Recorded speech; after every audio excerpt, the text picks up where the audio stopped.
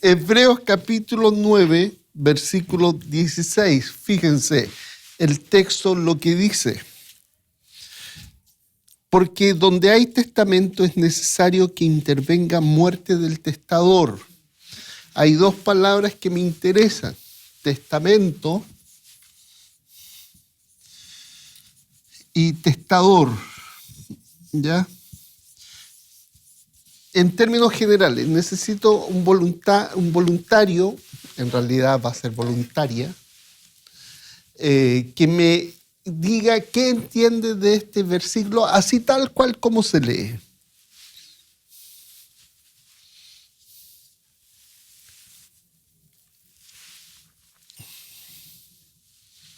¿Quién se atreve?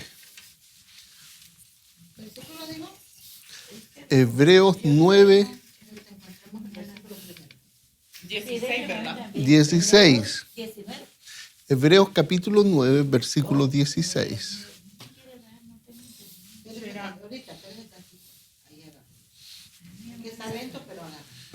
Hebreos 9, 16. ¿Qué se entiende?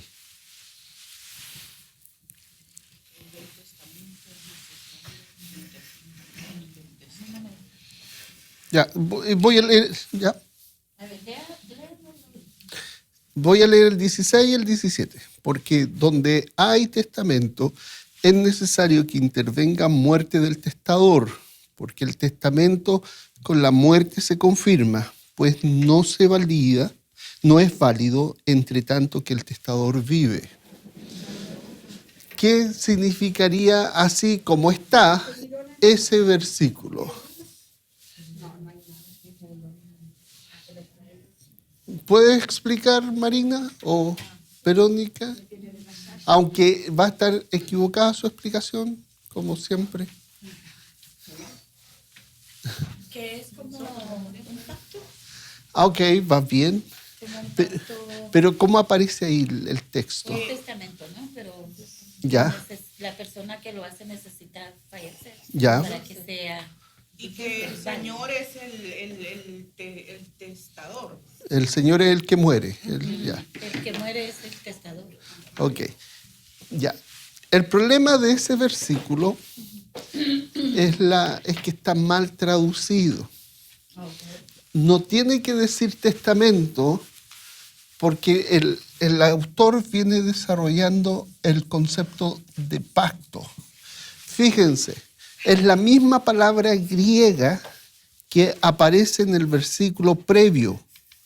Es exactamente el mismo, donde dice, versículo 15, así que por eso es mediador de un nuevo pacto. Si lo hubiéramos traducido como dice el 16, hubiera dicho, por eso es mediador de un nuevo testamento, de un nuevo testamento, para que interviniendo muerte para la remisión de las transgresiones que habían bajo el primer testamento, y en el concepto que estamos hablando, o desde donde estamos hablando, el testamento y el testador del versículo 16 y 17 es como dicen ustedes, como lo explicaron ustedes. Pero esa explicación nace porque hay una mala traducción del versículo 16 y 17 de Hebreos 9. ¿Ya? Hebreos 9, versículos 16 y 17, donde dice testamento, está insinuando la explicación que ustedes me dieron. O sea, el viejito se muere y yo quedo como heredero. ¿Está claro? Ya. Pero el verso en el original no dice eso. En el original,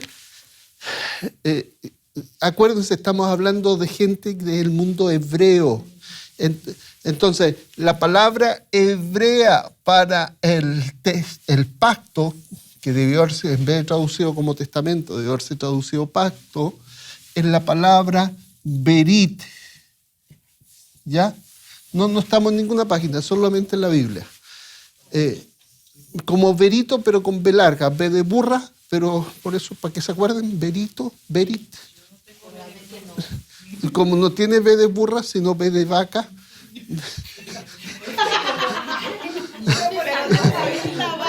No, pero la letra me refiero. V, es que con esa misma se escribe vaca. No, bueno es con B de burra. Verita.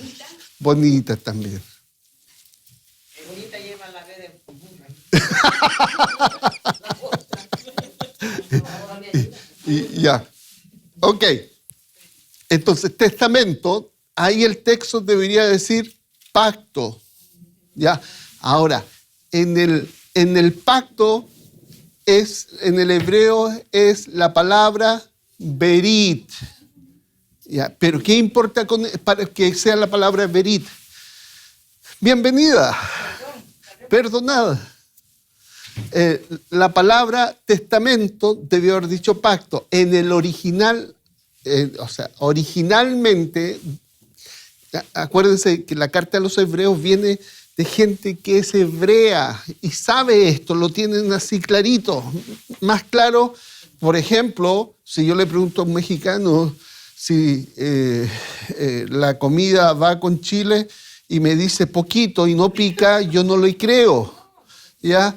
Pero para ellos no pica. Es tan natural así como si nada. Entonces, cuando el hebreo que está leyendo esta carta ve berit, o ve la palabra griega para pacto, y piensa inmediato en berit. Pero en el Antiguo Testamento esta palabra siempre va acompañada de otra palabra. Es como el pan que no puede ir sin café. ¿Ya? Es como, me voy a enfermar porque solo tengo el café y no hay pan, no hay galleta, entonces me va a hacer mal. Entonces, berit va acompañada de otra palabra. Y esa otra palabra en el hebreo es karat. Fíjense, estas dos palabras forman una sola. ¿Qué era berit, dijimos? Pacto. ¿Y qué era karat? No lo he dicho. Pero karat es cortar. Entonces, cuando yo le digo en español, ¿cuál es el núcleo del gusto en conocerte? ¿Cuál es el verbo que ahí manda? El verbo es conocer, gusto conocer. Pero en inglés, ¿cuál es el verbo que manda? No es nice to see you, knowledge, o know. Es nice to see you, nice to meet you. ¿Y meet es conocer? No, es reunirse, juntarse, ¿ya? Es otra palabra, pero el sentido es el mismo, pero es otra palabra. Cuando el hebreo no dice firmar, no dice sellar, ponerle un sello. El hebreo cuando va a hacer un pacto dice cortar. ¿Ya? El pacto se corta. Y en ausencia del corte del pacto, no hay pacto. Es necesario cortar. La gente estaba escuchando esto y dice, para que haya un pacto es necesario que haya corte. ¿Corte de qué? ¿Qué se cortaba? El animal. El animal tenía que ser cortado, significa que tenía que ser muerto. En ausencia de ese corte del animal, ese animal muerto, no hay pacto. Entonces, vamos a hacer un pacto de paz. Tomamos un animal, lo degollamos, tiramos sangre para una parte, sangre para la otra parte, y después hacemos un asado o lo que sea, nos comemos el animal. Porque estamos celebrando, disfrutando, alegres que ya no tenemos guerra entre nosotros, sino que hay paz. Todo eso es como decir, el pacto es el animal. Y el pacto es cortado. El pacto, nos sometemos todos al pacto y comemos del animal celebrando gozoso que tenemos paz porque hicimos el pacto. ¿Ya? Eso es en el Antiguo Testamento lo que significa todo esto. Entonces, berit en hebreo significa pacto. Pero esa palabra berit siempre va junto a la palabra karat. Ahora, aquí algo interesante, que quien es nuestro pacto es el siervo. Cristo es el pacto. Fíjense. Vamos a Isaías. Isaías.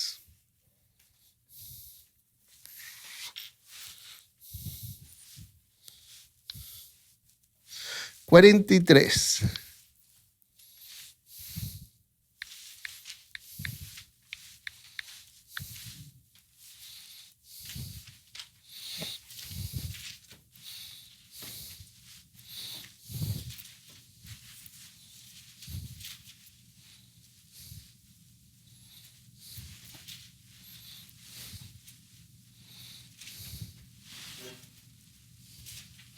Perdón, 42, versículo 6. Y otra que busque, o otro que busque Isaías 49, 8. Ya, ¿qué dice el versículo 6 de Isaías 42?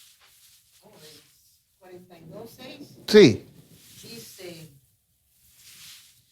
Yo Jehová te he llamado en justicia y te someteré por la mano, te sostendré por la mano, te guardaré y te pondré por pacto al pueblo y por luz de las naciones. Ok, ¿a quién está hablando? Al Mesías.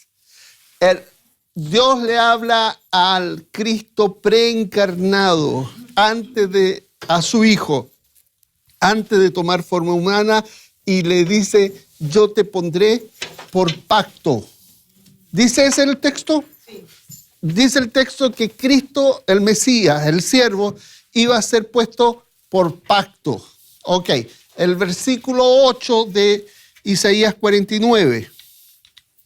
¿Qué dice? Yo Jehová, este es mi nombre, y a otro no daré mi gloria, ni mi alabanza a esculturas. Isaías 49, 8. 49, 8. Otra persona ahora. Así dijo Jehová: en tiempos incertables te oí, y en el día de salvación te ayudé, y te guardaré y te daré por pacto al pueblo, para que restaures la tierra, para que heredes asoladas heredades. Ok.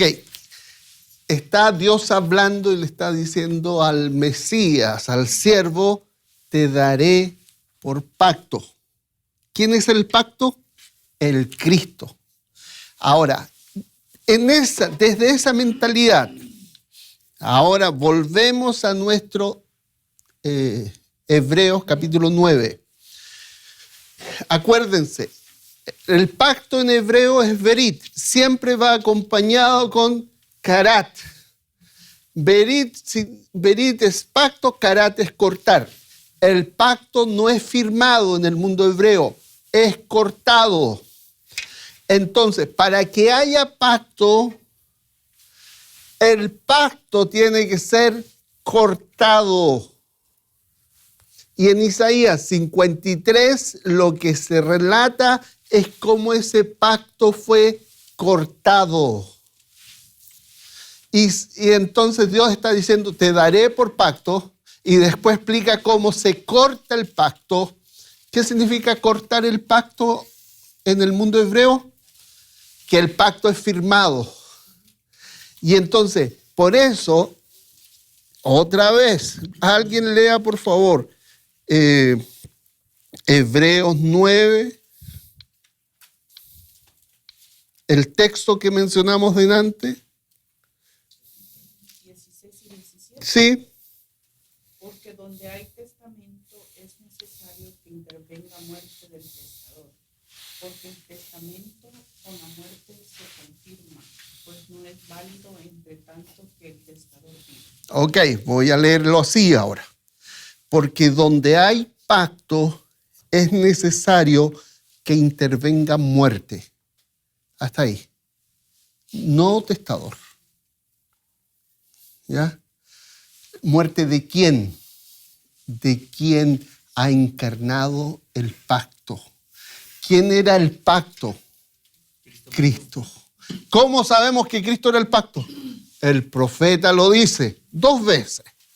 Y después habla de Cristo como el pacto de paz. ¿Ya? Ya, ok. Y así hay que leerlo. Porque donde hay pacto es necesario que intervenga muerte. ¿De quién? De aquel que es el pacto. Ok.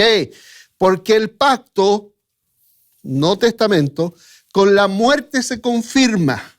Pues no es válido entre tanto que el pacto vive. Esa es la idea. Cuando entendemos que estas 2 palabras van juntas, ¿ya? Entendemos que el Cristo tenía que ser cortado o morir para que el pacto entre en vigencia. ¿Ya? Pero cuando traducen testamento y dan la idea de testador, que el viejito se muere y después queda una herencia, no es eso el texto. El texto está apuntando al pacto que es cortado y que recién ahí, cuando el pacto es cortado, el pacto se activa. ¿Ya? Eso. Pero